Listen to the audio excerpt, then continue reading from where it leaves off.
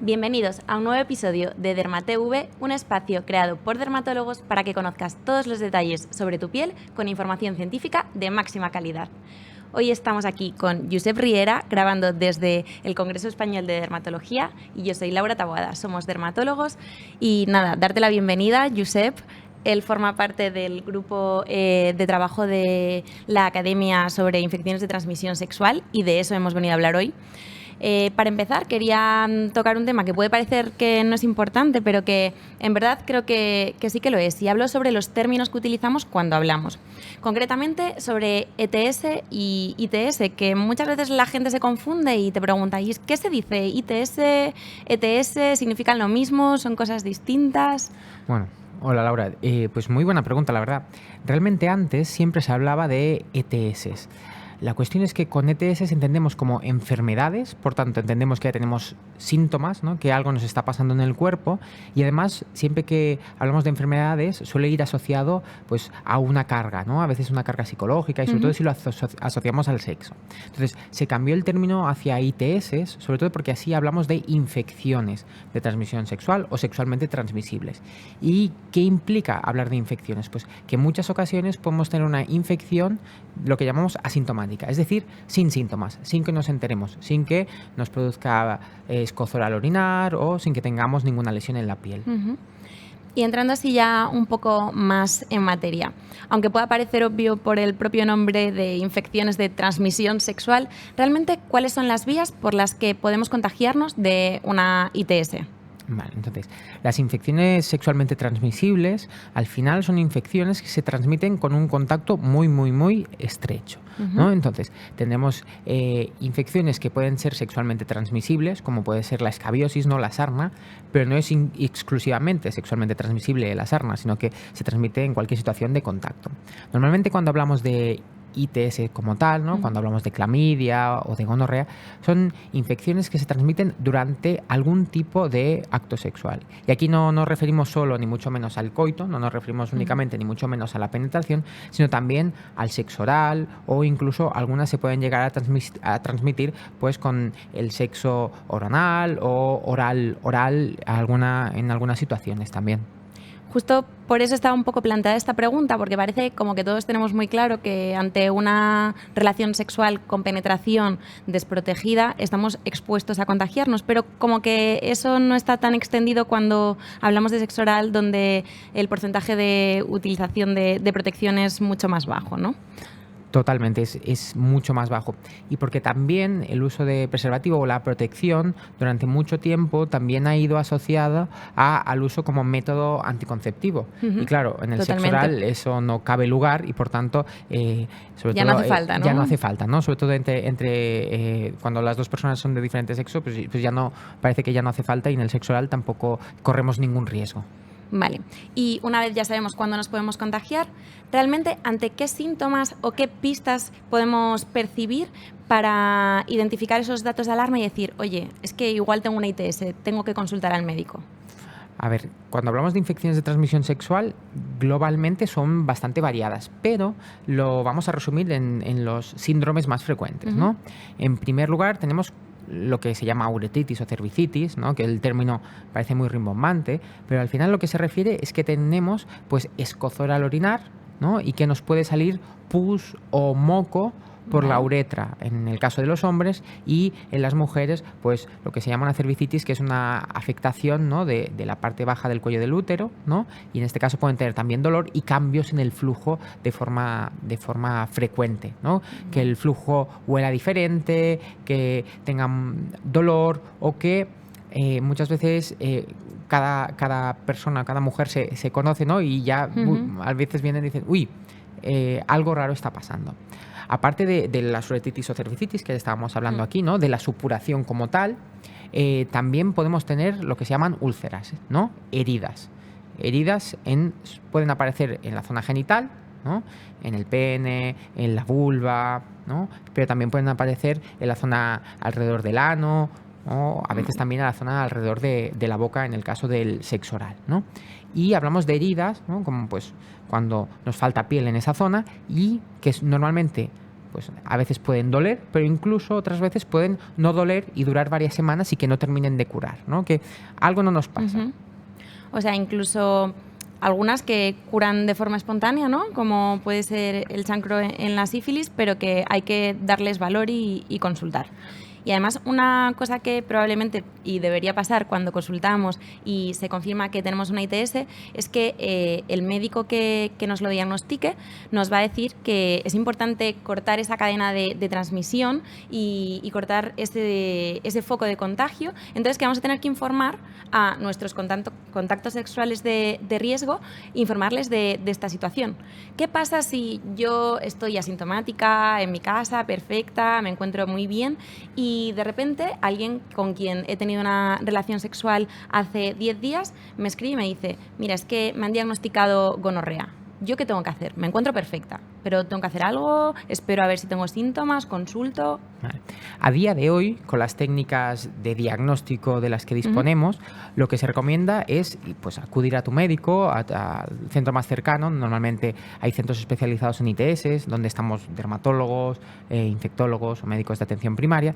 Y en estos casos de un contacto de hace 10 días, por ejemplo, por la gonorrea, tenemos técnicas que nos permiten el diagnóstico rápido y certero en poco tiempo. Incluso hoy en día hay técnicas que nos permiten el diagnóstico incluso en 1 hora y media o 2.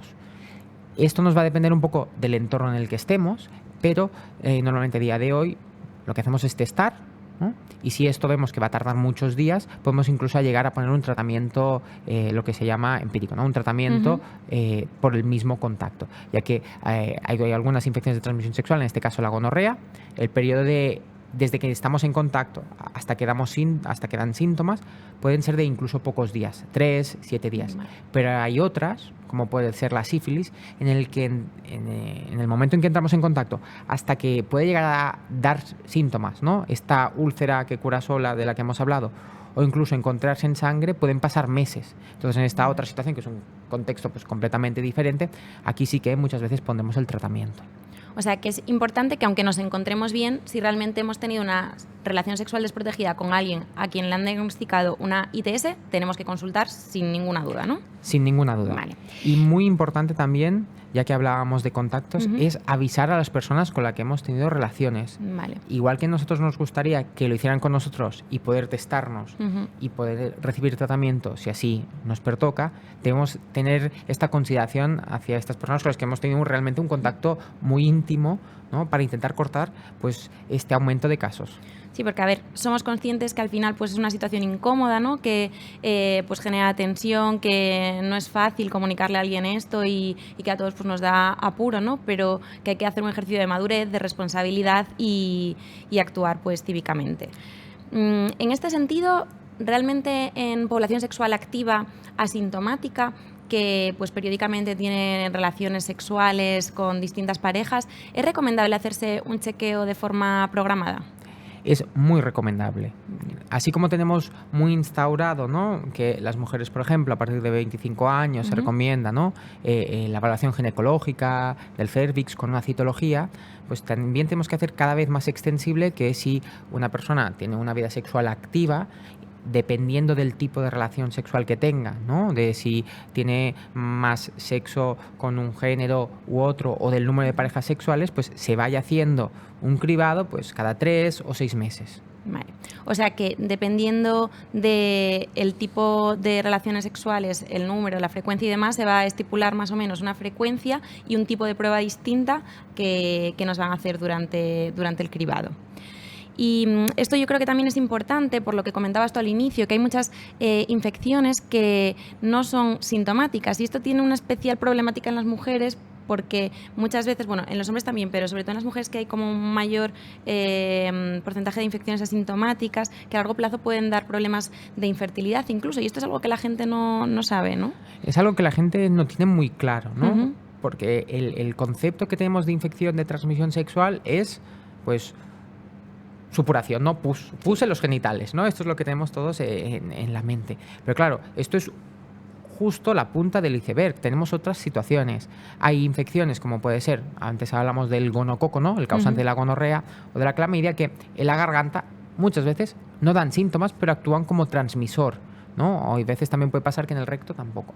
Y en las mujeres, a diferencia de los hombres, cuando afectan, ¿no?, a la área más genital, ¿no?, en este caso al cuello del útero, etcétera, en muchas ocasiones pueden no dar síntomas y a largo plazo esto se ha asociado con problemas de esterilidad, es decir, dificultad para quedarse embarazadas, etcétera, etcétera, etcétera.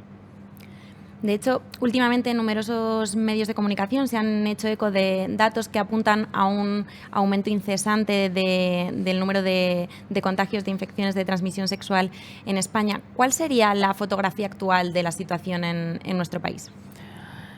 De acuerdo, entonces, en base a los datos últimos publicados de toda España, que son los del 2022, los del 2023 pues estarán a punto de caer. Imaginaos, por ejemplo, de gonorrea, de la que hemos hablado bastante, en 2022 se diagnosticaron poco más de 23.000 casos en toda España, ¿vale? De clamidia, más de 26.000. Pero claro, uno puede decir, no me parece tanto, a mí personalmente me parece mucho, pero es que si lo miramos hacia atrás, ¿no?, 10 años antes de gonorrea se diagnosticaban 3.000 casos. Claro. Y si vamos justo antes de la pandemia, era la mitad de casos, ¿no? 12.000, no 20, casi 24.000. O sea, 3 años atrás. Está aumentando de forma muy importante. Así sucede con la gonorrea, sucede con la clamidia, pero sucede con otras infecciones que son algo más complejas, como puede ser la sífilis. El porqué de todo esto tiene muchas explicaciones, ¿no? Entre ellas, pues que cada vez más el uso del preservativo se ha ido abandonando. De hecho, en los adolescentes el uso del preservativo es muy, muy, muy inconstante, porque normalmente tienen relaciones en situaciones pues, de alcohol, donde el riesgo se percibe diferente, ¿no? Y como en algunas ocasiones también se utilizan otros métodos anticonceptivos, pues bueno, lo otro ya veremos, ¿no? Pero también hay que tener en cuenta que cada vez más estamos mirando más las ITS y esto también tiene un efecto a la hora de no magnificar, pero de ser conscientes de que hay más número. Cuantas más pruebas hacemos, también más positivos más diagnosticamos, obtenemos, ¿no? Nos está pasando, sabéis que en España se ha introducido la PrEP, ¿no? Que es lo que se llama profilaxis preexposición. Luego, ahí te voy a cortar, que luego vamos a hablar de eso. Porque eso ha tenido un papel importante en la detección de más casos. Vale, luego hablaremos de la PrEP y del VIH. Ahora también quería un poco, para terminar de encuadrar la situación de España y las ITS en este sentido, ¿cómo nos posiciona respecto a otros países? Es de las pocas cosas en las que ganamos, realmente, poblacionalmente, sí. Nos ha pasado también con el Mpox, sí, ¿no? La antes llamada viruela del mono. Hemos sido el país europeo con más casos y estamos en el top 5 mundial. Vale. Yo este otoño he tenido la oportunidad de pasar una semana rotando en el Centro Sandoval y ahí he descubierto una problemática, bueno, más que descubrirla en sí, he descubierto la magnitud que está abarcando, que está tomando muchísimo protagonismo el chemsex. Esto es un término que igual nuestros oyentes no conocen, entonces me gustaría que nos explicases un poco de qué se trata. Vale. El chemsex es algo de lo que se está hablando en los últimos 10 años, ¿no? Y sobre todo hace referencia, así en términos generales, al consumo de drogas, a tomar drogas para que las relaciones sexuales sean más intensas y más duraderas. Es decir, no hace referencia a tener relaciones sexuales borracho, esto es drogas y sexo, ¿no? Sí. Lo que nos llamaría el nombre, sino justo a tomar drogas específicas. Es consumo premeditado para tener una relación sexual. O varias durante más días, ¿no? Y hace referencia, sobre todo, esto sucede más en la comunidad LGTB, pero sobre todo entre hombres que tienen sexo con hombres. ¿Y son drogas distintas a las que se consumen en un entorno festivo, de fiesta, en una discoteca, o son unas drogas específicas que se consumen en torno al sexo? Hay algunas drogas que son algo más comunes, como puede ser la cocaína o las metanfetaminas, pero hay otros que sí que son bastante específicas del chemsex. Aquí tenemos pues, el GHB, que es un depresor, ¿no? del cerebro, de nuestro sistema nervioso. Luego hay una que se conoce como TUSI, que es cocaína rosa, mefedrona. La lista es bastante larga y, de hecho, cada año alguna droga nueva vamos descubriendo que se está utilizando. Yo la verdad que me he tenido que hacer unos apuntes y estudiar estudiármelo porque es increíble la variedad de drogas que hay y realmente la problemática que surge de todo esto. ¿Cuál es el mayor problema que tú ves en este contexto? La principal dificultad que entraña el chemsex es la dependencia que genera, porque al final es una adicción a drogas, para relacionarse, para tener relaciones sexuales, ¿no? Que en muchas ocasiones es la forma única en que se ve ese contexto sexual, pero además es que no repercute solo en el momento, los días que se consumen estas drogas, sino en los días posteriores, donde hay cansancio, incluso dolor muscular, síntomas depresivos, incluso algunos casos de psicosis, ¿no? de alucinaciones en ese consumo, y que tiene repercusiones pues, en el trabajo de la gente, en su vida familiar, etcétera. Y ya que estamos en dermatología, pues algunas de estas drogas también pues, tienen repercusiones en la piel, incluso fomentan o incrementan el riesgo de que tengamos algunas infecciones, etcétera. Vale. Es que justo lo que comentabas, que tiene una repercusión también sobre tu vida, porque muchas veces hasta son sesiones de sexo que duran incluso días, o sea, que paralizan y hacen un paréntesis como en el funcionamiento de tu vida ordinaria. Y muchas veces se consumen en un entorno de sexo grupal, ¿no? ¿Acarrea esto el consumo? A mí me da la sensación, ¿no? Como que además del problema adictivo, era la vinculación, de no entender es gente que igual pues no consume drogas fuera del entorno sexual y tampoco sabe entender el sexo sin el consumo de drogas. Entonces se genera como una relación muy tóxica con ambas cosas, con el sexo y con las drogas. No sé cómo... ¿Hay problemas de adicciones a largo plazo? ¿Hay programas de deshabituación? Es una situación realmente muy compleja, porque no es que alguien llegue al chemsex porque... banalizando un poco, sea un disfrutón sexual, ni mucho menos. Total. Suelen ser personas que han tenido traumas, problemas de rechazo, situaciones de abandono, ¿no? Que esto ha llevado a que para desarrollarse mejor en este contexto lleguen a este consumo. Y salir de allí es complicado, y de hecho, justo en este mismo congreso hemos tenido charlas al respecto. Hay unidades de adicciones especializadas en este consumo de drogas, porque no es lo mismo la deshabituación o el abandono, ¿no? de estas conductas que del alcohol. Son situaciones algo diferentes. Vale, pues súper interesante, Josep. Para un poco retomar lo que dejamos antes sobre la PrEP, simplemente recordar que el VIH pues obviamente es una de las infecciones de transmisión sexual que mayor protagonismo ha tenido por la trascendencia y las implicaciones que supone. A día de hoy el paradigma ha cambiado completamente ante el diagnóstico de una infección por VIH. ¿Cuál es la perspectiva ante un paciente que a día de hoy, en 2024, se le diagnostica VIH? Como decías, la perspectiva de ahora hace 20 años ha cambiado radicalmente. Hoy en día se dispone de tratamientos muy eficaces, con prácticamente un perfil sin efectos secundarios, y que permitan a estas personas tener una calidad de vida y un día a día completamente igual que las personas que viven sin infección por este virus. Hoy en día, cuando se diagnostica a una persona con VIH, directamente ya empieza el tratamiento. Antes se esperaba a veces que las defensas bajaran o se tenían otras cosas en cuenta. Hoy en día todo el mundo está en tratamiento y se disponen de muchas versiones de tratamiento. Ahora no todos los tratamientos para el VIH son pastillas, también se disponen de tratamientos intramusculares, y todavía están otras vías incluso por llegar. Aquí estamos hablando de tratamiento para personas que son VIH positivas, pero en el contexto de la PrEP y de la profilaxis post-exposición, quiero que me expliques un poquito la diferencia entre estos dos términos, y sobre todo aclarar que esto es para personas, ¿no? Va enfocadas a personas que son VIH negativas, es decir, que no están infectadas por el virus, pero que se ven expuestas, ¿no?, a situaciones de riesgo en las que pueden contagiarse. Explícanos un poquito sobre esto. Exacto. Tenemos, ¿no?, dos situaciones. Una que es la preexposición, ¿de acuerdo? Es decir, aquellas personas que por sus conductas sexuales pues se exponen a situaciones que pueden implicar un mayor riesgo, ¿no? Y de hecho hay unos criterios de entrar en este tipo de programas, que realmente son criterios bastante laxos, y hoy en día puede entrar mucha gente en estos programas.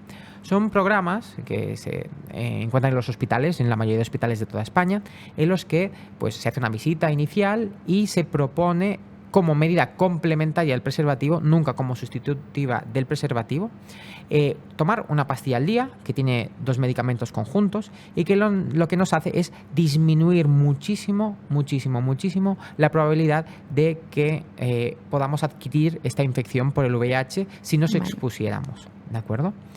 Otra situación contraria es la post-exposición, ¿de acuerdo? Es una situación en la que, por ejemplo, se ha roto el preservativo o pues por mala suerte alguien estaba en una discoteca, ha bebido de más, tiene relaciones con una persona que desconoce, no sabe el estado de si esta persona tiene VIH o no, porque, inciso, si alguien tiene VIH y es indetectable, no es transmisible, que esto lo tenemos que dejar muy claro.